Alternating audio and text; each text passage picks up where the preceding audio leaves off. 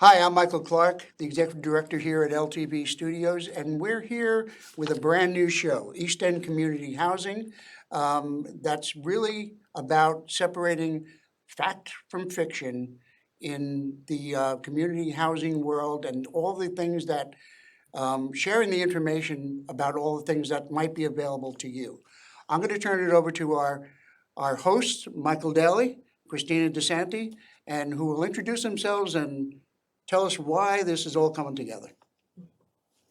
Hi, I'm Christina Desanti, and I actually wear a lot of hats. I am a small business owner, one of the few mom and pop small businesses that are left. We're dwindling by the day.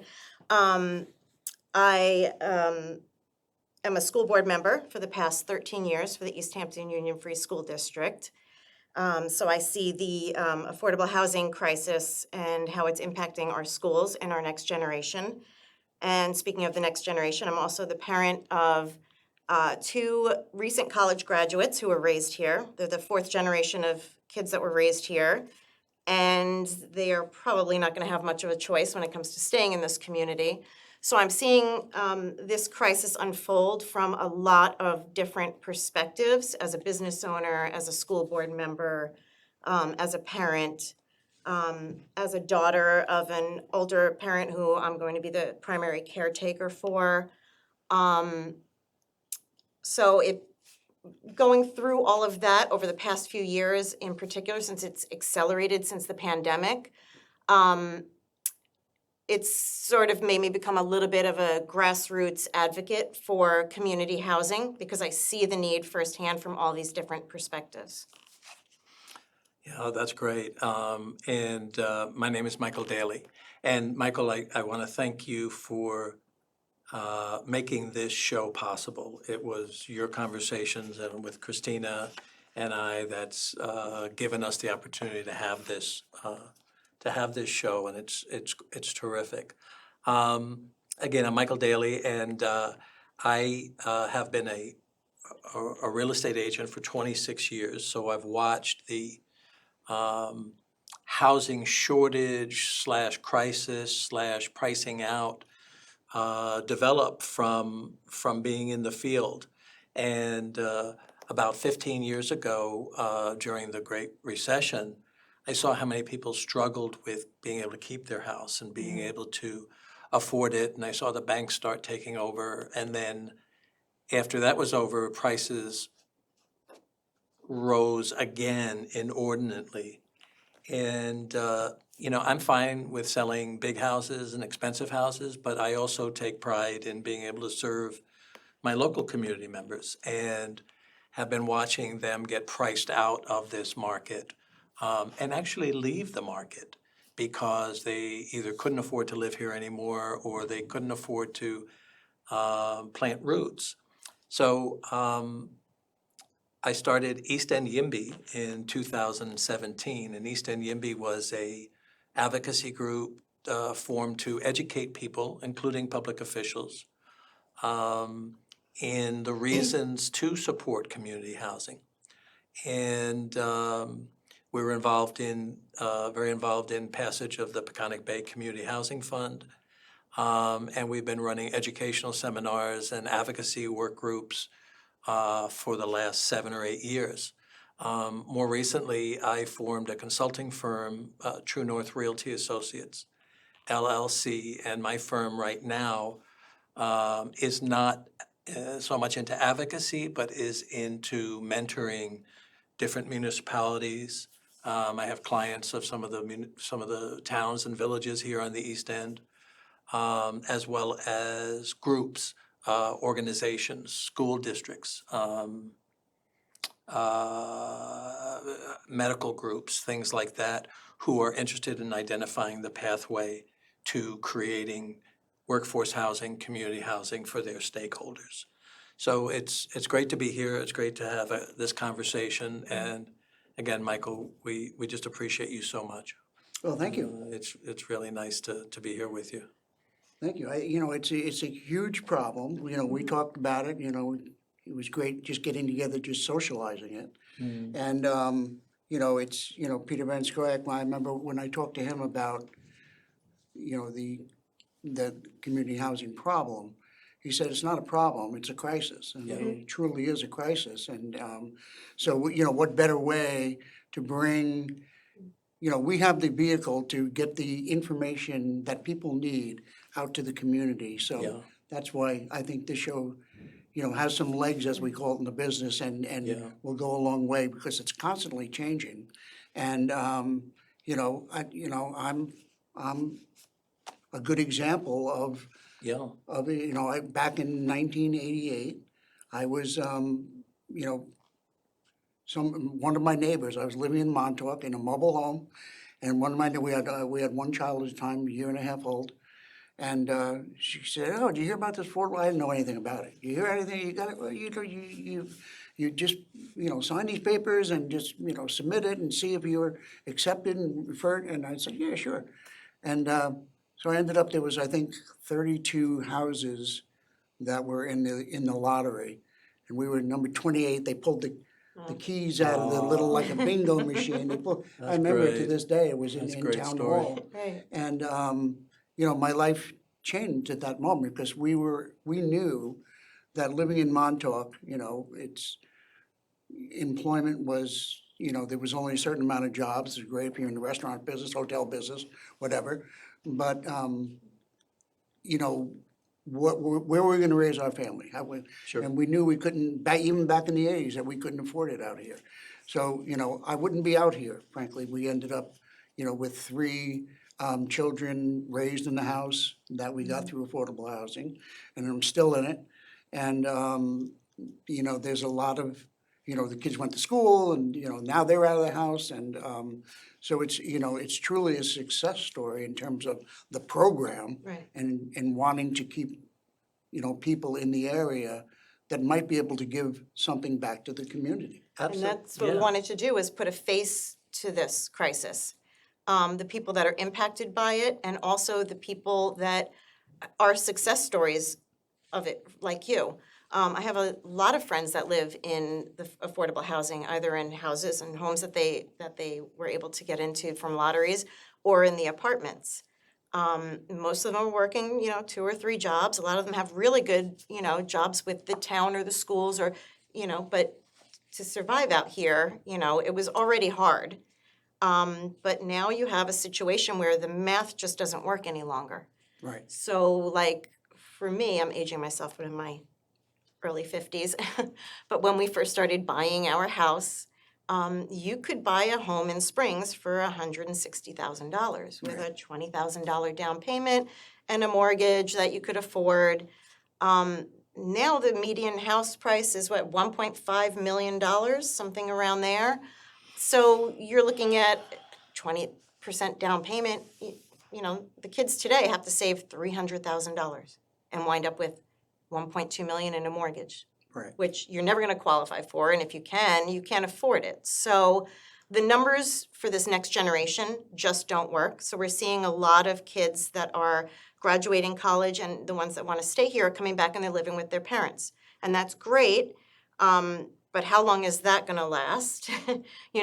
I know adults that are in their late 30s that are still living at home, but they have no access to an off-ramp of their own. Right. And that's the problem, because there's no issue with that, but it's just that there's nowhere to go from there. Yeah. So when you're an employer too, you can't find anyone. Like 20 years ago, there were plenty of employees. Now if you notice, everyone is closing. Yeah. So, when I was a kid growing up out here in the summer season, in the height of the summer season, everyone was open 7 days a week. Even this summer, so many restaurants even were closed 2 days a week, or they no longer do lunch. Right. Everyone is having difficulty getting staff to the point that, the services are suffering. If you've tried to go to the dentist or the doctor or the eye doctor recently, no one has evening hours anymore for those who work. No one has a Saturday anymore. They have cut that. And when you ask them, it's because they have no staff. Or the staff does not want to stay late and sit in traffic going home, because the I noticed that commuter. this summer in Sag Harbor has always been one of the most vibrant Mhm. villages that we've had. And this summer in Sag Harbor, most of the businesses closed at 5 or 6 o'clock because Where while they used there's to be open people, till 11. there's people in the streets, Right. but they're only able to attract one shift worth of people. Right. And the owner has been working it and things like that. You know, I did an analysis this morning on our real estate listing system. And currently, and this is, you know, an imperfect analysis, but there are 1,086 homes on the market on the East End right now, and only 60 of them are listed. So 5% are listed under $1 million. Right. 5%, and 25 of those 60 are between 900 and $1 million. So, and in order to afford that, you've got to make approximately $175,000 a year Right. to be able to buy a house and pay for the mortgage. And the cost of home There's the ownership problem is with the going math, up as right. well too. But Michael, I wanted to tell you that, you know, you're certainly one of the pillars of this community, right? And we appreciate you so much. You're the wizard behind the curtain here at LTV. I mean, everything that For happens obvious here. reasons, I'm not good in front of the camera, but Well, that's no, okay. I think you're doing great, you know. And you are the face of community housing. I know other pillars of the community in Southampton as well, who serve important roles in our community that benefited from community housing. So this whole idea, and it's about human infrastructure. It's about teachers, firefighters, healthcare workers. It's about our youth. It's about seniors. It's about our human infrastructure, and that's the thing that people don't seem to understand. Yeah, and you know, I see with my kids, and now, like I said, they're out of the house, but only one lives locally. Yeah, Right. And they live in a mobile home because that's what they were able to afford. But my other two sons, you know, have moved away because and it wasn't even a question. You Right. know, it must be something they even discuss and talk about school. Where are you gonna move to, you know, when you graduate, because you're not gonna be living around here unless you're living at home. Right. So, yeah, and I think about, you know, the ones that have moved away, what they may have been able to contribute to the Had community. they stayed, right. And now can't, you know, even though they may like the area and everything, but, it's just, you know, it's Well, even if you've been impossible. renting, I have a number of friends and you know, previous employees who were forced to move every year. And as, you know, as the houses are being sold by the landlords, so people who had relatively stable housing, and some even had long-term rentals for 20 or 30 years, and now the house is being sold and they're scrambling and there is nothing. So Right. if you are expected to pay, you know, $6,000 a month in rent, you know, who can do that? Who can do that? I got an email this morning from, I get like 250 real estate emails a day. And the email this morning had exclamation in the title, year-round rental available now, you know, and I opened it up and $126,000 a year from January 1st to December 31st. And I said, wow, that's a hot one, you know, that one's gonna go quick. It's, Well, look at the average, what do you think the average salary for someone graduating college right now is across Tell the me. nation? Okay. When you ask the college students, it's $110,000 to $120,000 that they think that they're gonna come out of college and earn. They think. They think. It's $55,000. Okay. $55,000. So, you know, that's the average, but if our wages haven't increased, but yet your house is now, you're expected to spend $1 million to $2 million for a home, or $6,000 a month in rent, which is what, $72,000 a year? So your rent alone is more than the average starting salary outside of college. So I think sometimes people in the community who bought their houses years and years ago, they don't understand the scope of the problem. You know, I hear a lot of, well, just commute, you know, we've increased the trains and, you know, you can just commute and live somewhere less expensive. it's having a chain effect. The less expensive places are no longer affordable as well. So we need to really come together as a community and find something that makes sense for everyone. And I think too, like we often throw, in the search for perfect, we throw out the good. Right. And there are no perfect solutions to this crisis, and it is a crisis. But there are some good solutions, and I think some of the things that the town has been talking about, of what to do with that money, with the community housing preservation Community money. housing fund money. They're coming up with some creative ideas. And so I think that's where this show can be helpful, is to talk about some of those solutions. And I know you are Focus a on the wealth of solutions. information. I always call Michael for, questions like, what are other communities doing? And there are other resort communities around the country, like Aspen and, Nantucket, that have all of these really great, because everybody's facing the same problems, really great creative solutions. And I think our town board has picked up on a lot of them, because I noticed that they're starting to talk about certain things, like how do you pull the Airbnbs back off of the short-term rental and incentivize homeowners to put those back on the market year-round? Can we talk about subsidizing the rent that they would get, versus the rent that, Sure. think. There's a firm out there right now that's doing that nationally, and I discovered them in Provincetown, Mass. Yeah. But, I first started my path to affordable housing advocacy by attending a class on Cape Cod. They were offering an affordable housing advocacy training. So in 2018, I went up to Cape Cod and spent the weekend there. And they're 20 years ahead of us, but Right. they're still in dire need of affordable housing. So, Michael, I wanted to ask you, why do you think it's so difficult, or why don't you think that there are 30 whalebones around the East End? East Hampton has been the most progressive over Yeah, the they have years. been, yeah. So why isn't there more of it? What do you think gets in the way of that? I think it's just people's attitude about it. Maybe it's a class structure or something, I'm not sure, but, as much as you see people wanting affordable housing and needing affordable housing, there's so many people that I think, and I have no numbers I'm just talking about in discussion with people, there's so many people that are against it, right? And you've heard it all, and I think that's what the importance of this show. Oh, it's gonna create more crime, it's gonna do this. Oh, boy. It's going to overcrowd the schools. You're a real criminal, Mike, yeah. Yeah. Well, and, there's a lot of things that are tied in, I get it, it's more people, our whole infrastructure on the East End has to be, addressed. Right. And, you got people pushing back because they don't want a roundabout, you know what I mean, or something, right? But, Yeah. so these are things that you need because they want it to, yeah, I think it's human nature, they want it to be the way it was. Right. You know what I mean? Oh, One of the cynical statements made in real estate is the definition of an environmentalist is someone who bought a house yesterday. yeah.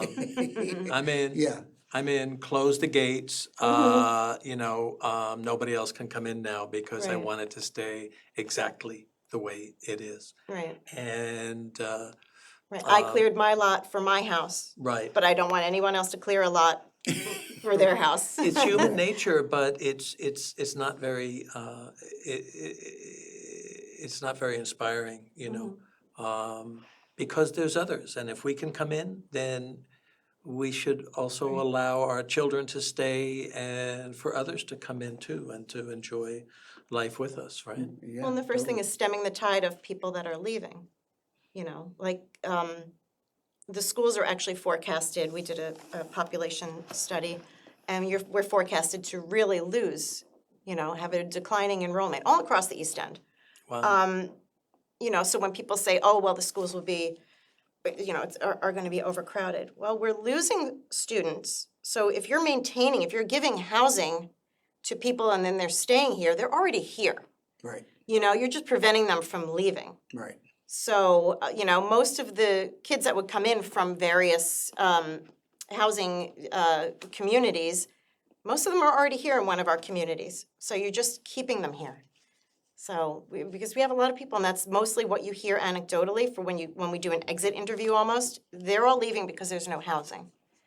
So, Without a it's a doubt. huge problem. Yeah, You know, some of the school boards, and I've seen a number of schools come to affordable housing, community housing, hearings and talk up against Right.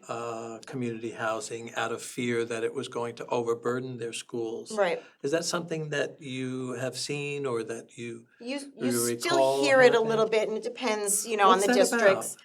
Well, some of the districts were, overburdened and have different, tax issues. But for the most part, there's a lot of movement between all of our districts. So, the beginning of the school year, East Hampton might be down a little bit and Springs might be up, but then they move from Springs there's a lot of movement back and forth between local districts, or they move to Waynscott, but then middle of the year, they're back. So, there is resistance to it, but generally locally here, I don't think that's the case as much.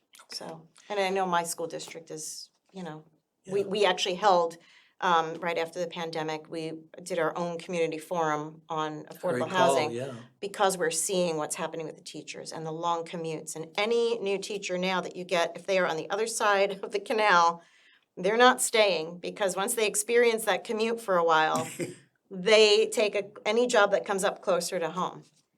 So, we're trying to grow our own and bring, recent college graduates that we know want to go for teaching out here, and try to, bring everybody up through the system in the clerical and promote our own jobs.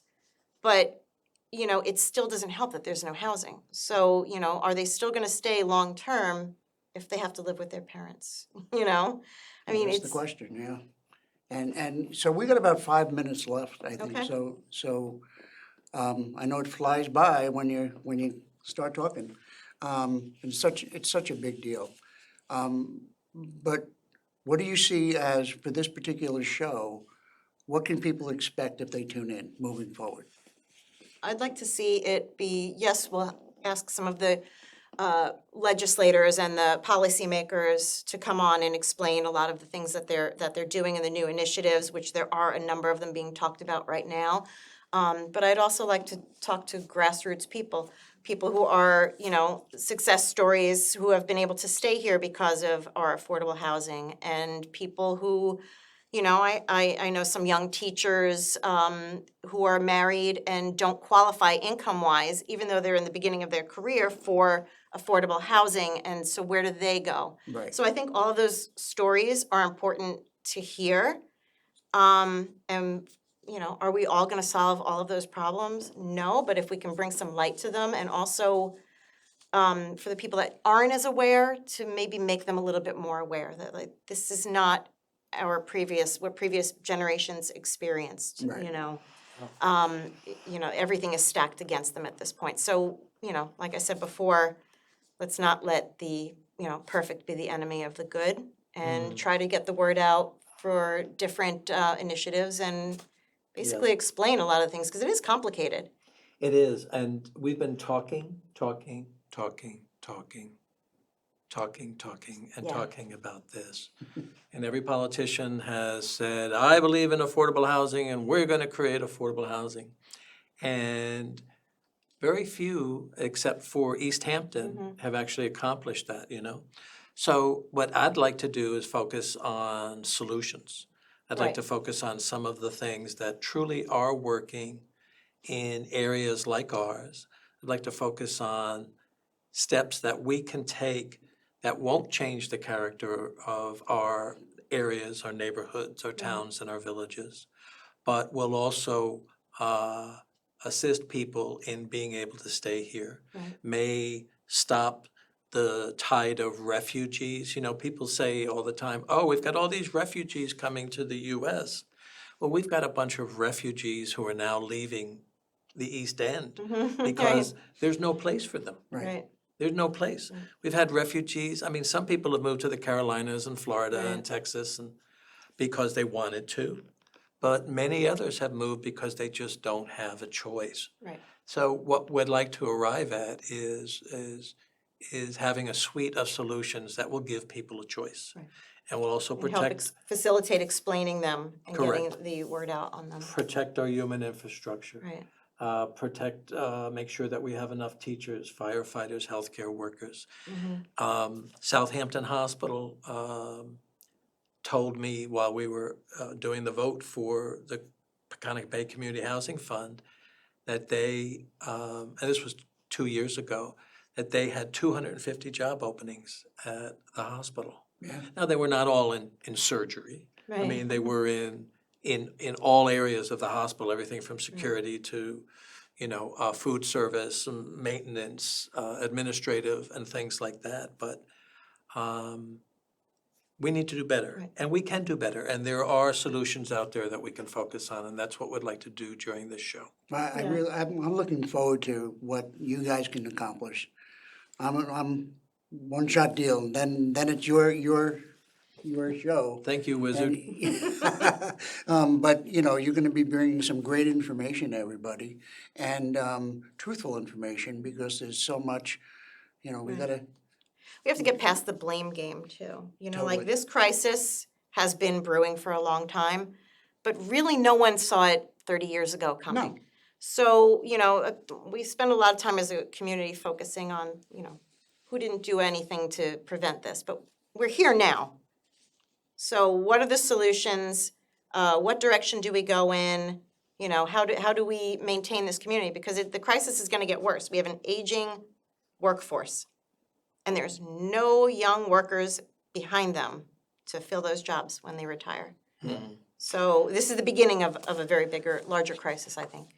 So, thank you, Michael. Thank you so much for being Thank you. our, Thanks for doing this. We our appreciate it. originator and our first guest. It's fine. We really appreciate you coming in front of the camera here and being with us. Well, thank you, and stay tuned, folks, because they're gonna be bringing a lot of stuff along the way, and please tune in and tell your friends. So, thanks for tuning in today, and we'll see you soon.